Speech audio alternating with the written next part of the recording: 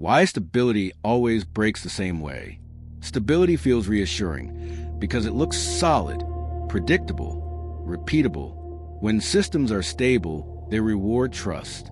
They encourage reliance. They create the impression that tomorrow will behave like yesterday, and that rules, once proven, will continue to hold. Stability gives us confidence not just in systems, but in our understanding of them. It creates the belief that order is permanent, that disruption is an exception rather than an inevitability. But stability is not strength in the way we like to imagine. It is a temporary alignment of forces. And when that alignment fails, it fails in remarkably consistent ways. The failure does not arrive randomly. It follows patterns that repeat across systems, industries, institutions, and even biological processes. The sameness of these breakdowns is not coincidence. It is structural. To understand why stability always breaks the same way, we have to start with what stability actually is. It is not the absence of stress. It is the management of stress.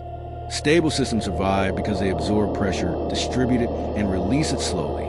They bend without appearing to bend. That flexibility is what makes them seem strong. What we perceive as durability is often just deferred strain. But the moment flexibility is traded for performance, stability becomes brittle. This trade happens quietly. Systems are optimized because optimization feels responsible. Processes are refined to reduce waste.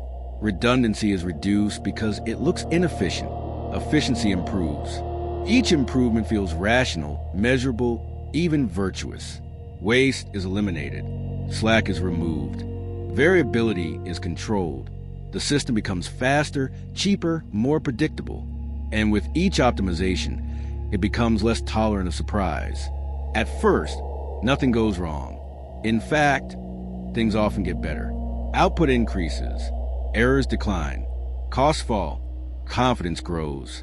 Stability appears not only intact, but improved. Leaders point to metrics as proof of success. Engineers trust models more deeply. Institutions harden their assumptions. This is the most dangerous phase, because success reinforces a belief that the system is fundamentally sound. Warnings are dismissed as pessimism. Edge cases are ignored as irrelevant. Stress is interpreted as noise rather than signal. But beneath the surface, the same pattern is forming. Margins shrink.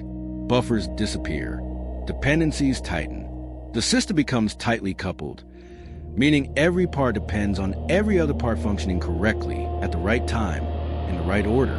There is no longer room for localized failure.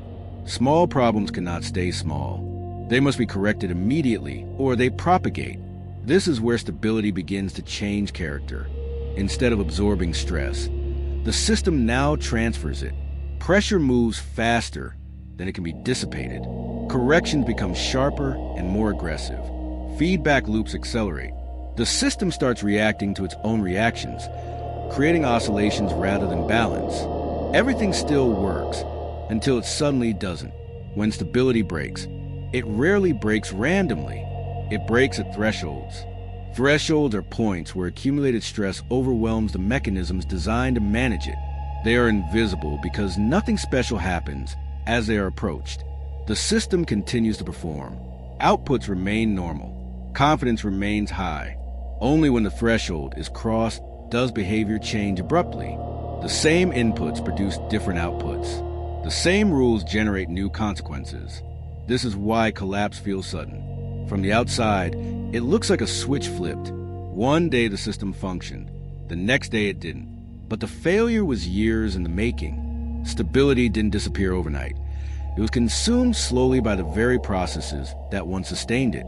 And when collapse begins, it follows a familiar script. First comes amplification. Small disturbances no longer fade. They grow. Delays compound. Errors cascade. The system's own corrective mechanisms become sources of instability. Efforts to restore balance overshoot. Controls lag behind reality. Feedback that once dampened variation now magnifies it. Noise replaces signal. Next comes synchronization. Failures that were once isolated begin happening together. Components that used to fail independently now fail simultaneously. This is catastrophic because redundancy no longer protects the system. Backup systems are exposed to the same stress at the same time. Diversity collapses into uniform vulnerability. Then comes rigidity. Decision-making narrows. Options disappear. The system becomes locked into a few pathways, none of which lead back to stability. Interventions that would have worked earlier now make things worse. The window for graceful recovery closes, leaving only damage control. This sequence repeats across domains. Economies crash through feedback loops, not single events. Ecosystems collapse when resilience is optimized away. Organizations fail when efficiency replaces adaptability. Bodies break down when recovery is treated as expendable. Infrastructure collapses when maintenance is deferred in favor of performance. The details differ, but the structure of failure does not. Stability always breaks the same way because systems are built the same way. They are designed to handle expected conditions. They assume the future will resemble the past. They reward consistency, predictability, and control. Over time, they evolve to handle normal stress extremely well, at the cost of handling abnormal stress at all. When abnormal stress arrives, the system has no language for it, no buffer, no slack, no tolerance. The same rules that once maintained order now enforce collapse. What used to be safe becomes dangerous simply because the context has changed. This is the emotional turning point. People don't immediately accept that the system is failing. They double down on the rules that used to work. More control, more enforcement, more optimization, more speed. Each attempt feels logical. Each attempt accelerates breakdown. Confidence becomes the accelerant. Eventually, trust collapses, not because the system failed once, but because it fails repeatedly in ways that contradict expectation. Reliability disappears. Predictability vanishes. The system no longer responds to familiar inputs.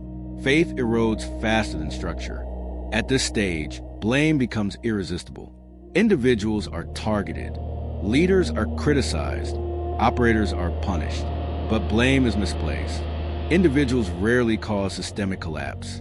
Structures do. The system failed because it was too good at what it was designed to do, and not good enough at what it wasn't. The resolution begins with a shift in values. Stability cannot be defined by smooth performance alone. It must be defined by recovery, by the ability to fail safely, locally, and reversibly. This requires redundancy, slack, diversity, all the things optimization removes. True stability looks inefficient. It tolerates variation. It allows small failures. It preserves capacity that may never be used. It appears wasteful until the moment it becomes essential. And when that moment arrives, it determines whether collapse is contained or catastrophic. The deeper lesson is unsettling. If a system never breaks, it is probably hiding stress. And if stability feels permanent, it is likely already fragile. Stability always breaks the same way, not because we fail to learn, but because we keep rewarding the same illusions. Efficiency over resilience, performance over adaptability, control over flexibility, until the rules stop working. And by then, the pattern is already set. Why